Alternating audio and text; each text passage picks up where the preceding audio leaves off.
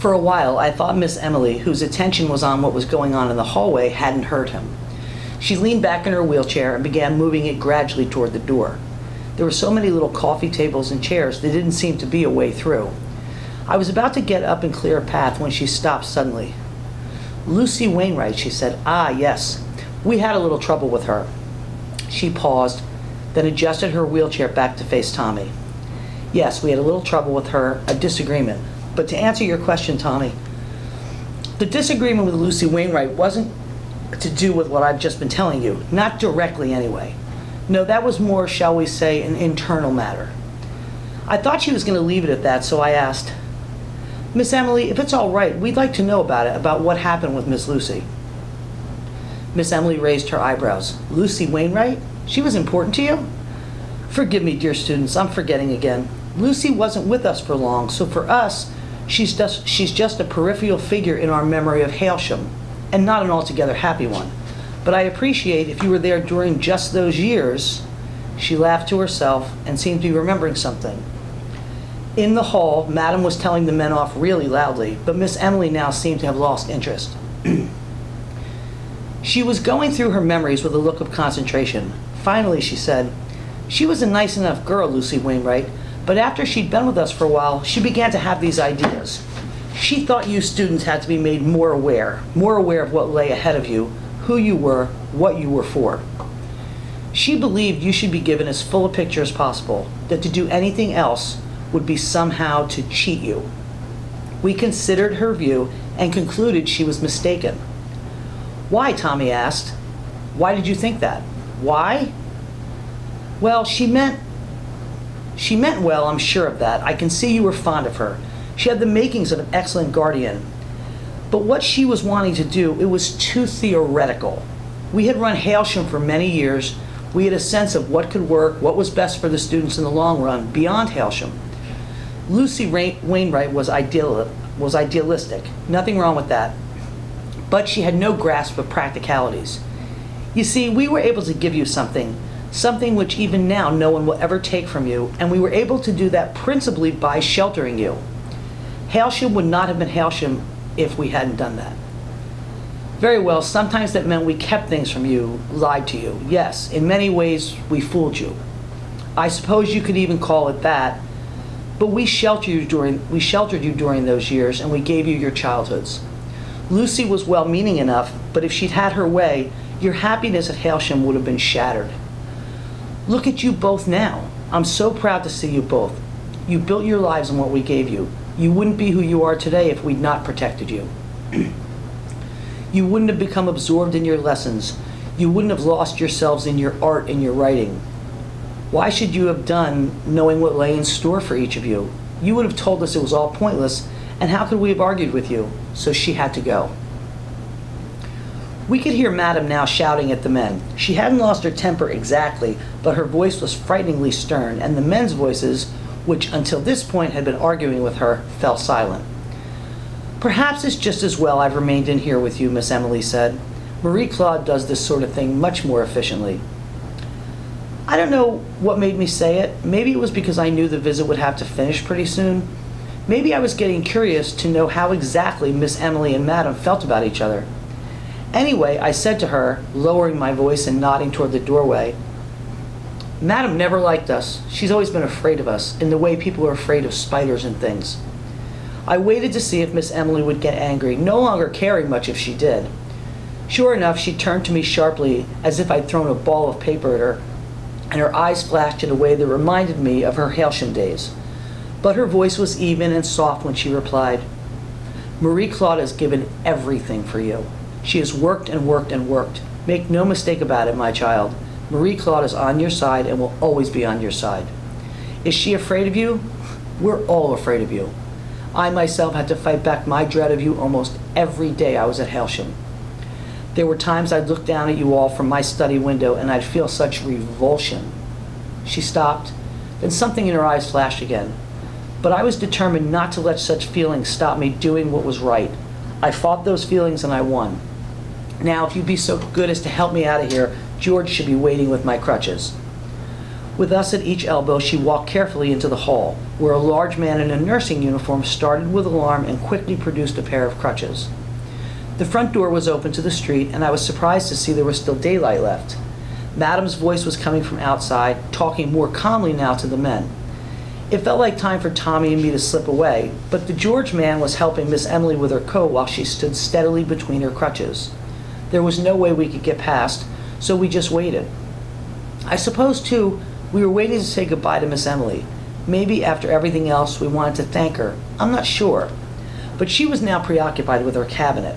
She began to make some urgent point to the men outside, then left with George, not looking back at us. Tommy and I stayed in the hall for a while longer, not sure what to do.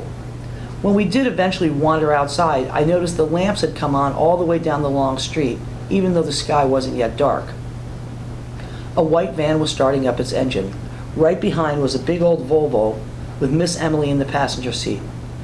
Madam was crouching by the window, nodding to something Miss Emily was saying, while George closed up the boot and moved round to the driver's door. Then the white van moved off and Miss Emily's car followed. Madam watched the departing vehicles for a long time. Then she turned as though to go back into the house, and seeing us there on the pavement, stopped abruptly, almost shrinking back. "We're going now," I said. "Thank you for talking to us. Please say goodbye to Miss Emily for us." I could see her studying me in the fading light. Then she said, "Kathy H., I remember you. Yes, I remember." She fell silent but went on looking at me. "I think I know what you're thinking about," I said in the end. "I guess I can guess." "Very well." Her voice was dreamy and her gaze had slightly lost focus. "Very well, you are a mind reader. Tell me." "There was a time you saw me once one afternoon in the dormitories. There was no one else around and I was playing this tape, this music. I was sort of dancing with my eyes closed and you saw me." "That's very good, a mind reader. You should be on the stage. I only recognized you just now. But yes, I remember that occasion. I still think about it from time to time." "That's funny," I said. "So do I." "I see." We could have ended the conversation there. We could have said goodbye and left. But she stepped closer to us, looking into my face all the time. "You were much younger then," she said. "But yes, it's you." "You don't have to answer this if you don't want to," I said, "but it's always puzzled me. May I ask you?" "You read my mind, but I cannot read yours." "Well," I said, "you were upset that day. You were watching me, and when I realized I opened my eyes, you were watching me, and I think you were crying. In fact, I know you were. You were watching me and crying. Why was that?" Madam's expression didn't change, and she kept staring into my face. "I was weeping," she said eventually, very quietly, as though afraid the neighbors were listening, "because when I came in, I heard your music. I thought some foolish student had left the music on, but when I came into your dormitory, I saw you, by yourself, a little girl, dancing. As you say, eyes closed, far away, a look of yearning. You were dancing so very sympathetically, and the music, the song, there was something in the words, it was full of sadness." "The song," I said, "it was called Never Let Me Go." Then I sang a couple of lines quietly under my breath for her. "Never let me go, oh baby, baby, never let me go." She nodded as though in agreement. "Yes, it was that song. I've heard it once or twice since then, on the radio, on the television. And it's taken me back to that little girl dancing by herself." "You say you're not a mind reader," I said, "but maybe you were that day. Maybe that's why you started to cry, because when you saw me. Maybe that's when you started to cry when you saw me, because whatever the song was really about, in my head when I was dancing, I had my own version. You see, I imagined it was about this woman who'd been told she couldn't have babies, but then she'd had one, and she was so pleased and she was holding it ever so tightly to her breast, really afraid something might separate them, and she's going, 'Baby, baby, never let me go.' That's not what the song's about at all, but that's what I had in my head that time. Maybe you read my mind and that's why you found it so sad. I didn't think it was so sad at the time, but now, when I think back, it does feel a bit sad."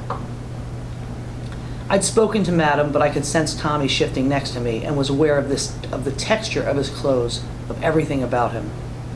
Then Madam said, "That's most interesting, but I was no more a mind reader then than today. I was weeping for an altogether different reason. When I watched you dancing that day, I saw something else. I saw a new world coming rapidly. More scientific, efficient, yes. More cures for the old sicknesses. Very good. But a harsh, cruel world. and I saw a little girl, her eyes tightly closed, holding to her breast the old, kind world, one that she knew in her heart could not remain, and she was holding it and pleading never to let her go. That is what I saw. It wasn't really you, what you were doing. I know that. But I saw you and it broke my heart, and I've never forgotten. Then she came forward until she was only a step or two from us. Your stories this evening, they touched me too. She looked now at Tommy, then at me. Poor creatures. I wish I could help you. But now, you know, you're by yourselves. She reached out her hand, all the while staring into my face, and placed it on my cheek. I could feel a trembling go all through her body, but she kept her hand where it was, and I could see again tears appearing in her eyes. You poor creature, she repeated, almost in a whisper. Then she turned and went back into her house. We hardly discussed our meeting with Miss Emily and Madam on the journey back, or if we did, we talked only about the less important things, like how much we thought they'd aged or the stuff in their house. I kept us on the most obscure back roads I knew, where only our headlights disturbed the darkness. We'd occasionally encounter other headlights, and then I'd get the feeling they belonged to other carers, driving home alone, or maybe like me, with a donor beside them. I realized, of course, that other people used these roads. But that night, it seemed to me these dark byways of the country existed just for the likes of us, while the big, glittering motorways, with their huge signs and super cafes, were for everyone else. I don't know if Tommy was thinking something similar. Maybe he was, because at one point he remarked, "Kath, you really know some weird roads." He did a little laugh as he said this, but then he seemed to fall deep into thought. Then, as we were going down a particularly dark lane in the back of nowhere, he said suddenly, "I think Miss Lucy was right, not Miss Emily." I can't remember if I said anything to that. If I did, it certainly wasn't anything very profound. But that was the moment I first noticed it, something in his voice or maybe his manner that set off distant alarm bells. I remember taking my eyes off the twisting road to glance at him, but he was just sitting there quietly, gazing straight ahead into the night. A few minutes later, he said suddenly, "Kath, can we stop? I'm sorry, I need to get out." Thinking he was feeling sick again, I pulled up almost immediately hard against a hedge. The spot was completely unlit, and even with the car lights on, I was nervous another vehicle might come round the curve and run into us. That's why when Tommy got out and disappeared into the blackness, I didn't go with him. Also, there'd been something purposeful about the way he'd got out that suggested even if he was feeling ill, he'd prefer to cope with it on his own. Anyway, that's why I was still in the car, wondering whether to move it up a little further up the hill when I heard the first scream. At first, I didn't even think it was him, but some maniac who'd been lurking in the bushes. I was already out of the car when the second and third screams came, and by then I knew it was Tommy, though that hardly lessened my urgency. In fact, for a moment, I was probably close to panic, not having a clue where he was. I couldn't really see anything, and when I tried to go towards the scream, I was stopped by an impenetrable thicket. Then I found an opening and stepping through a ditch came up to a fence. I managed to climb over it and I landed in soft mud. I could now see my surroundings much better. I was in a field that sloped down steeply not far in front of me, and I could see the lights of some village way below in the valley. The wind here was really powerful, and a gust pulled at me so hard I had to reach for the fence post. The moon wasn't quite full, but it was bright enough and I could make out in the mid-distance, near where the field began to fall away, Tommy's figure, raging, shouting, flinging his fists and kicking out. I tried to run to him, but the mud sucked my feet down. The mud was impeding him too, because one time when he kicked out, he slipped and fell out of view into the blackness. But his jumbled swear words continued uninterrupted, and I was able to reach him just as he was getting to his feet. I caught a glimpse of his face in the moonlight, caked in mud and distorted with fury. Then I reached for his flailing arms and held on tight. He tried to shake me off, but I kept holding on until he stopped shouting, and I felt the fight go out of him. Then I realized he too had his arms around me, and so we stood together like that, at the top of that field, for what seemed like ages, not saying anything, just holding each other, while the wind kept blowing and blowing at us, tugging our clothes, and for a moment, it seemed like we were holding on to each other because that was the only way to stop us being swept away into the night. When at last we pulled apart, he muttered, I'm really sorry, Kath." Then he gave a shaky laugh and added, "Good job there weren't cows in the field. They'd have got a fright." I could see he was doing his best to reassure me it was all okay now, but his chest was still heaving and his legs shaking. We walked together back toward the car, trying not to slip. "You stink of cow poo," I said finally. "Oh God, Kath, how do I explain this? We'll have to sneak in round the back." "Yeah, but you'll still have to sign in." "Oh God," he said and laughed again. I found some rags in the car and we got the worst of the muck off, but I'd taken out of the boot, just as I was searching for the rags, the sports bag containing his animal pictures, and when we set off again I noticed Tommy brought it inside with him.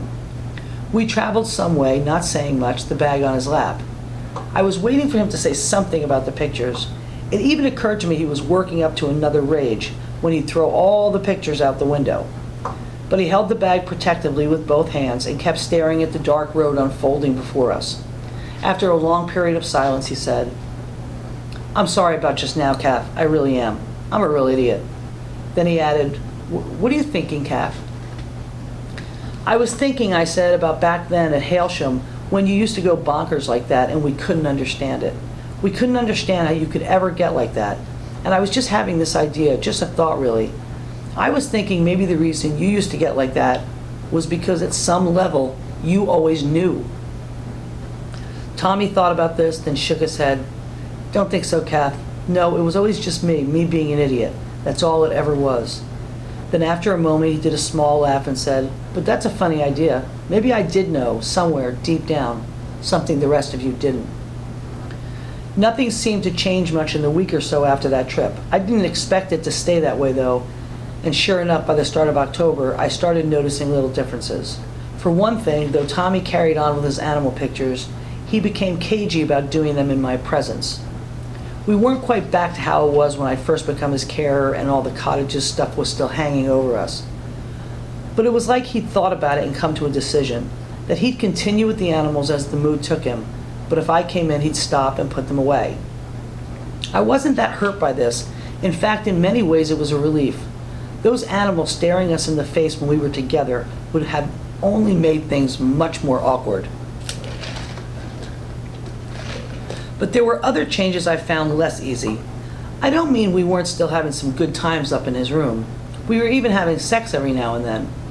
But what I couldn't help noticing was how more and more Tommy tended to identify himself with the other donors at the center. If, for instance, the two of us were reminiscing about old Hailsham people, he'd sooner or later move the conversation round to one of his current donor friends who'd maybe said or done something similar to what we were recalling. There was one time in particular when I drove into the Kingsfield after a long journey and stepped out of the car. The square was looking a bit like that time I'd come to the center with Ruth the day we'd gone to see the boat. It was an overcast autumn afternoon, and there was no one about except for a group of donors clustered under the overhanging roof of the recreation building. I saw Tommy was with him. He was standing with a shoulder against a post and was listening to a donor who was sitting crouched on the entrance steps. I came toward them a little way, then stopped and waited, there in the open under the gray sky. But Tommy, though he'd seen me, went on listening to his friend, and eventually he and all the others burst out laughing. Even then, he carried on listening and smiling. He claimed afterwards he'd signaled to me to come over, but if he had, it hadn't been at all obvious. All I registered was him smiling vaguely in my direction, then going back to what his friend was saying. Okay, he was in the middle of something, and after a minute or so, he did come away, and the two of us went up to his room. But it was quite different to the way things would have happened before. And it wasn't just that he'd kept me waiting out in the square. I wouldn't have minded that so much. It was more that I sensed for the first time that day something close to resentment on his part at having to come away with me, and once we were up in his room, the atmosphere between us wasn't so great. To be fair, a lot of it might have been down to me as much as him, because as I'd stood there watching them all talking and laughing, I'd felt an unexpected little tug, because there was something about the way these donors had arranged themselves in a rough semicircle, something about their poses, almost relaxed, whether sitting or standing, as though to announce to the world how much each one of them was savoring the company. It reminded me of the way our little gang used to sit around our pavilion together. That comparison, as I say, tugged something inside me, and so maybe once we were up in his room, it was as much me feeling resentful as the other way around. I'd feel a similar little prickle of resentment each time he told me I didn't understand something or other because I wasn't yet a donor. But apart from one particular time, which I'll come to in a moment, a little prickle was all it was. Usually he'd say these things to me half-jokingly, almost affectionately. And even when there was something more to it, like the time he told me to stop taking his dirty washing to the laundry because he could do it himself, it hardly amounted to a row. That time I'd asked him, "What difference does it make which one of us takes the towels down? I'm going out that way anyway." To which he'd shaken his head and said, "Look, Cap, I'll sort out my own things. If you were a donor, you'd see." Okay, it did niggle, but it was something I could forget easily enough. But as I say, there was this one time he brought it up about me not being a donor that really riled me. It happened about a week after the notice came for his 4th donation. We'd been expecting it and had already talked it through a lot. In fact, we'd had some of our most intimate conversations since the Little Hampton trip discussing the 4th donation. I've known donors to react in all sorts of ways to their 4th donation. Some want to talk about it all the time, endlessly and pointlessly. Others will only joke about it, while others refuse to discuss it at all. And then there's this odd tendency among donors to treat a 4th donation as something worthy of congratulations. A donor on a 4th, even one who's been pretty unpopular up till then, is treated with special respect. Even the doctors and nurses play up to this. A donor on a 4th will go in for a check and be greeted by white coats smiling and shaking their hand. Well, Tommy and I, we talked about all of this, sometimes jokingly, other times seriously and carefully. We discussed all the different ways people tried to handle it and which ways made the best sense. Once, lying side by side on the bed with the dark coming on, he said, "You know why it is, Kath, why everyone worries so much about the 4th. It's because they're not sure they'll really complete. If you knew for certain you'd complete, it would be easier, but they never tell us for sure." I'd been wondering for a while if this would come up, and I'd been thinking about how I'd respond. But when it did, I couldn't find much to say. So I just said, "It's just a lot of rubbish, Tommy. Just talk, wild talk. It's not even worth thinking about." But Tommy would know I had nothing to back up my words. He'd have known, too, he was raising questions to which even the doctors had no certain answers. You'll have heard the same talk, how maybe after the 4th donation, even if you've technically completed, you're still conscious in some sort of way. How then you find there are more donations, plenty of them, on the other side of that line. How there are no more recovery centers, no carers, no friends. How there's nothing to do except watch your remaining donations until they switch you off. It's horror movie stuff, and most of the time people don't want to think about it. Not the white coats, not the carers, and usually not the donors. But now and again a donor will bring it up, as Tommy did that evening, and I wish now we talked about it. As it was, after I dismissed it as rubbish, we both shrank back from the whole territory. At least, though, I knew it was on Tommy's mind after that, and I was glad he'd at least confided in me that far. What I'm saying is that all in all, I was under the impression we were dealing with the 4th donation pretty well together, and that's why I was so knocked off balance by what he came out with that day we walked around the field. The Kingsfield doesn't have much in the way of grounds. The squares, the obvious congregating point, and the few bits behind the buildings look more like wasteland. The largest chunk, which the donors called the field, is a rectangle of overgrown weeds and thistles held in by wire mesh fences. There's always been talk of turning it into a proper lawn for the donors, but they haven't done it yet, even now. It might not be so peaceful even if they did get round to it because of the big road nearby. All the same, when donors get restless and need to walk it off, that's where they go, scraping through all the nettles and brambles. The particular morning I'm talking about, it was really foggy, and I knew the field would be soaking, but Tommy had been insistent we go there for a walk. Not surprisingly, we were the only ones there, which probably suited Tommy fine. After crashing about the thickets for a few minutes, he stopped next to the fence and stared at the blank fog on the other side. Then he said, "Kath, I don't want you to take this the wrong way, but I've been thinking it over a lot. Kath, I think I ought to get a different carer." In the few seconds after he said this, I realized I wasn't surprised by it at all, that in some funny way I'd been waiting for it. But I was angry all the same and didn't say anything. "It's not just because the 4th donation's coming up," he went on. "It's not just about that. It's because of stuff like what happened last week, when I had all that kidney trouble. There's going to be much more stuff like that coming." That's why I came and found you, I said. That's exactly why I came to help you. For what's starting now. And it's what Ruth wanted too. Tommy said, Ruth wanted that other thing for us, Tommy said. She wouldn't necessarily have wanted you to be my carer through this last bit. Tommy, I said, and I suppose by now I was furious, but I kept my voice quiet and under control. I'm the one to help you. That's why I came and found you again. Ruth wanted the other thing for us, Tommy repeated. All this is something else. Kath, I don't want to be that way in front of you. He was looking down at the ground, a palm pressed against the wire mesh fence, and for a moment he looked like he was listening intently to the sound of the traffic somewhere beyond the fog. And that was when he said it, shaking his head. Ruth would have understood. She was a donor, so she would have understood. I'm not saying she'd necessarily wanted the same thing for herself. If she'd been able to, maybe she'd have wanted you as her carer right to the end. But she'd have understood about me wanting to do it differently.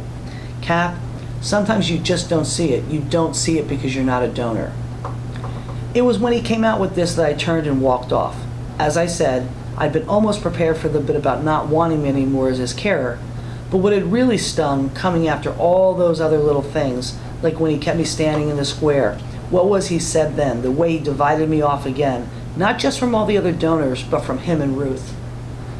This never turned into a huge fight though. When I stalked off, there wasn't much else I could do other than go back up to his room, and then he came up himself several minutes later. I'd cooled down by then, and so had he, and we were able to have a better conversation about it.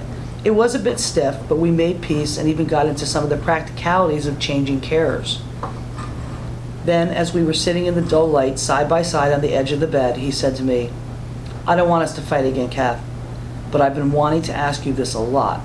I mean, don't you get tired of being a carer? All the rest of us, we became donors ages ago. You've been doing it for years. Don't you sometimes wish, Kath, they'd hurry up and send you your notice? I shrugged. I don't mind. Anyway, it's important they're good carers, and I'm a good carer. He said, but is it really that important? Okay, it's really nice to have a good carer, but in the end, is it really so important? The donors will all donate just the same, and then they'll complete. I said, of course it's important. A good carer makes a big difference to what a donor's life's actually like. Yeah, but all this rushing about you do, all this getting exhausted and being by yourself. I've been watching you. It's wearing you out. You must do, Kath, you must do something. You must sometimes wish they tell you you can stop. I don't know why you don't have a word with them. Ask them why it's been so long. Then when I kept quiet, he said, I'm just saying, that's all. Let's not fight again. I put my head on his shoulder and said, yeah, well, maybe it won't be for much longer anyway, but for now, I have to keep going. Even if you don't want me around, there are others who do. I suppose you're right, Kath. You are a really good carer. You'd be the perfect one for me, too, if you weren't you. He did a laugh and put his arm around me, though we kept sitting side by side. Then he said, I keep thinking about this river somewhere with the water moving really fast, and these two people in the water trying to hold on to each other, holding on as hard as they can, but in the end, it's just too much. The current's too strong. They've got to let go and drift apart. That's how I think it is with us. It's a shame, Kath, because we've loved each other all our lives. But in the end, we can't stay together forever. When he said this, I remembered the way I'd held on to him that night in the wind-swept field on the way back from Little Hampton. I don't know if he was thinking about that too, or if he was still thinking about his rivers and strong currents.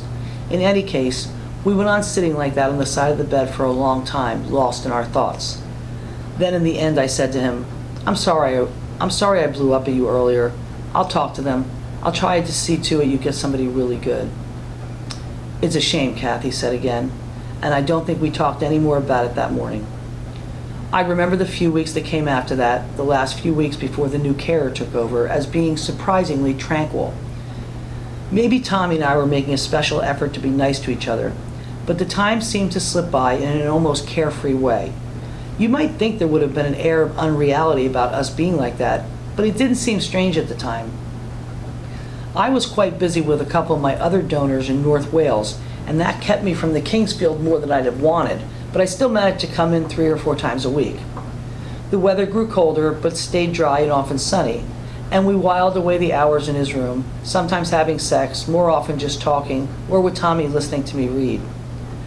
Once or twice, Tommy even brought out his notebook and doodled away for new animal ideas while I read from the bed. Then I came in one day, and it was the last time. I arrived just after 1 o'clock on a crisp December afternoon. I went up to his room, half expecting some change, I don't know what. Maybe I thought he'd have put up decorations in his room or something, but of course everything was normal, and all in all, that was a relief. Tommy didn't look any different either, but when we started talking, it was hard to pretend this was just another visit. Then again, we talked over so much in the previous weeks, it wasn't as though we had anything in particular we had to get through. And I think we were reluctant to start any new conversation we'd regret not being able to finish properly. That's why there was a kind of emptiness to our talk that day. Just once, though, after I'd been wandering aimlessly around his room for a while, I did ask, "Tommy, are you glad Ruth completed before finding out everything we did in the end?" He was lying on the bed and went on staring at the ceiling for a while before saying, "Funny, because I was thinking about the same thing the other day. What you've got to remember about Ruth when it came to things like that, she was always different to us. You and me, right from the start. Even when we were little, we were always trying to find things out. Remember, Kath, all those secret talks we used to have? But Ruth wasn't like that. She always wanted to believe in things. That was Ruth. So yeah, in a way, I think it's best it happened." Then he added, "Of course, what we found out, Miss Emily, all that, it doesn't change anything about Ruth. She wanted the best for us at the end. She really wanted the best for us." I didn't want to get into a big discussion about Ruth at that stage, so I just agreed with him. But now I've had more time to think about it, I'm not so sure how I feel. A part of me keeps wishing we'd somehow been able to share everything we discovered with Ruth. Okay, maybe it would have made her feel bad. Maybe it would have made her see whatever damage she'd once done to us couldn't be repaired as easily as she'd hoped. And maybe, if I'm honest, that's a small part of my wishing she knew it all before she completed. But in the end, I think it's about something else, something much more than my feeling vengeful and mean-spirited. Because as Tommy said, she wanted the best for us at the end, and though she said that day in the car I'd never forgive her, she was wrong about that. I've got no anger left for her now. When I say I wish she'd found out the whole score, it's more because I felt sad at the idea of her finishing up different from me and Tommy. The way it is, it's like there's a line with us on one side and Ruth on the other, and when all's said and done, I feel sad about that, and I think she would too if she could see it. Tommy and I, we didn't do any big farewell number that day. When it was time, he came down the stairs with me, which he didn't usually do, and we walked across the square together toward the car. Because of the time of year, the sun was already setting behind the buildings. There were a few shadowy figures, as usual, under the overhanging roof, but the square itself was empty. Tommy was silent all the way to the car. Then he did a little laugh and said, "You know, Kath, when I used to play football back at Hailsham, I had this secret thing I did. When I scored a goal, I'd turn around like this, he raised both arms up in triumph, and I'd run back to my mates. I never went mad or anything, just ran back with my arms up like this." He paused for a moment, his arms still in the air. Then he lowered them and smiled. "In my head, Kath, when I was running back, I always imagined I was splashing through water. Nothing deep, just up to the ankles at the most. That's what I used to imagine every time. Splash, splash, splash." He put his arms up again. "It felt really good. You've just scored your turn and then splash, splash, splash." He looked at me and did another little laugh. All this time, I've never told a single soul. I laughed too and said, "You crazy kid, Tommy." After that, we kissed, just a small kiss. Then I got into the car. Tommy kept standing there while I turned the thing around. Then, as I pulled away, he smiled and waved.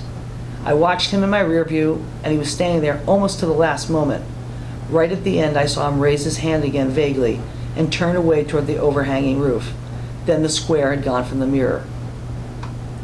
I was talking to one of my donors a few days ago who was complaining about how memories, even your most precious ones, fade surprisingly quickly. But I don't go along with that. The memories I value most, I don't see them ever fading. I lost Ruth, then I lost Tommy, but I won't lose my memories of them. I suppose I lost Hailsham too. You still hear stories about some ex-Hailsham student trying to find it, or rather the place where it used to be. And the odd rumor will go round sometimes about what Hailsham's become these days.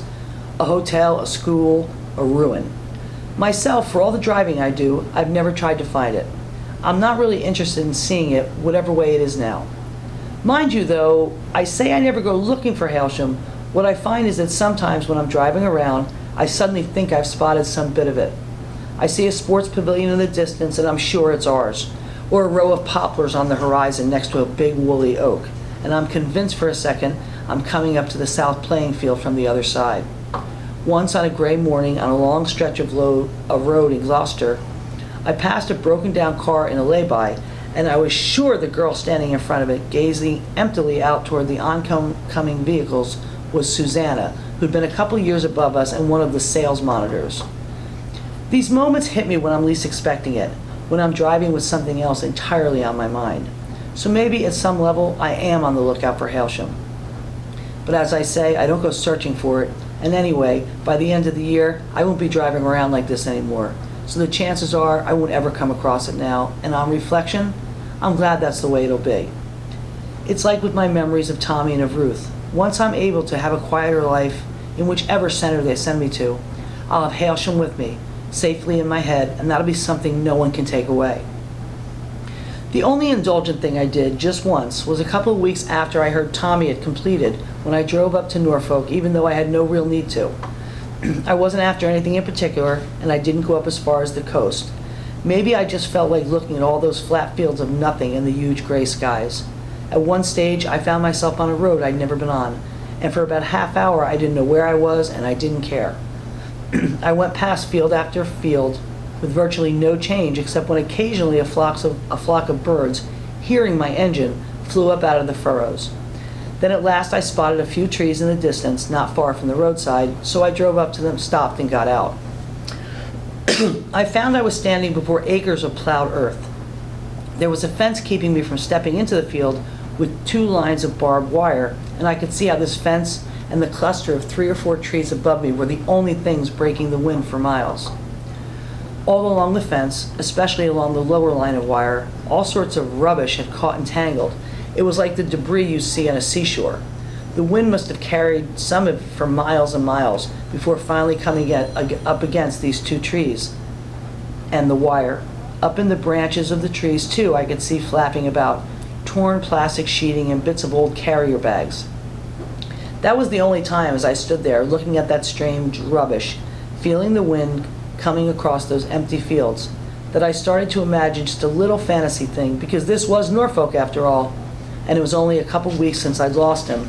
I was thinking about the rubbish, the flapping plastic in the branches, the shoreline of odd stuff caught along the fencing, and I half closed my eyes and imagined this was the spot where everything I'd ever lost since my childhood had washed up, and I was now standing here in front of it, and if I waited long enough, a tiny figure would appear on the horizon across the field and gradually get larger until I'd see it was Tommy, and he'd wave, maybe even call.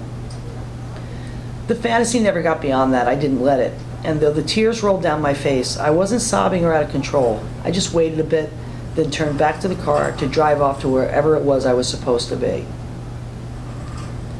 The end.